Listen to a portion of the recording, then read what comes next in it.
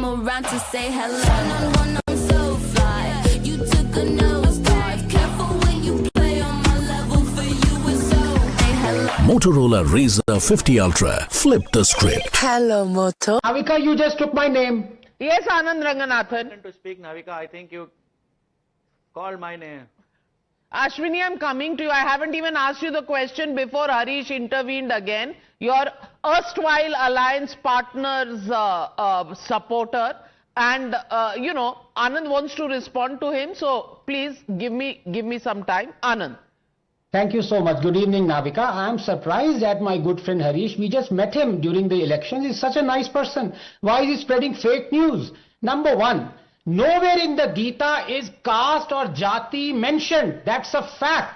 What is mentioned and what he was conflating with jati and varna was the varna system that is mentioned. And specifically in 932, the chapter, Gita says birth is immaterial. Anybody can rise to the highest place by the deeds. So please get your facts right. And as far as him saying I am an atheist, Navika, if you point out any inequality in Islam, I will say Islam must be eradicated. Shall I quote to you 4:11, chapter 4, verse 11, that says that inheritance of the male shall be twice that of female? Shall I quote you about wife beating and misogyny of 434? Now will you say Islam has to be eradicated? So let's not go down that road, Harish. You are a nice person. Remain that. Do not spread fake.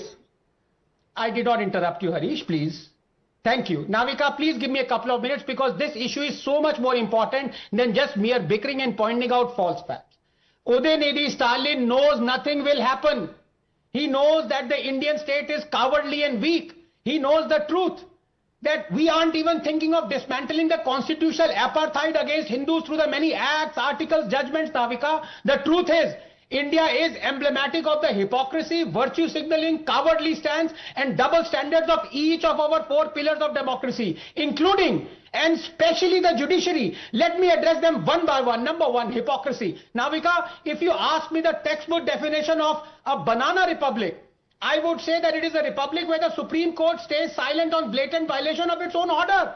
It has been more than 3 years since Udhayanidhi Stalin wanted to eradicate Sanatan Dharma. 3 years since the Tamil Nadu government has been in direct contempt of the Supreme Court order of 2023 that said the state should immediately file cases in instances of hate speech, and yet nothing has been done either by the state or the Supreme Court. I can only infer that eradication of Hinduism, comparing it to dreadful incurable diseases, calling it a menace upon the world, is not construed as hate speech by the Supreme Court. In which case, it begs to question, why did it so ruthlessly come down on Nupur Sharma for merely quoting Islamic scriptures and infer it to be hate speech? If this is not hypocrisy and double standards, I don't know what is. But Anand Ranganathan, today's speech was made on the floor of the assembly, and there is privilege that a member of the legislative assembly clearly enjoys. So as far as the law is concerned, strictly going by the law, there can be no intervention of any court.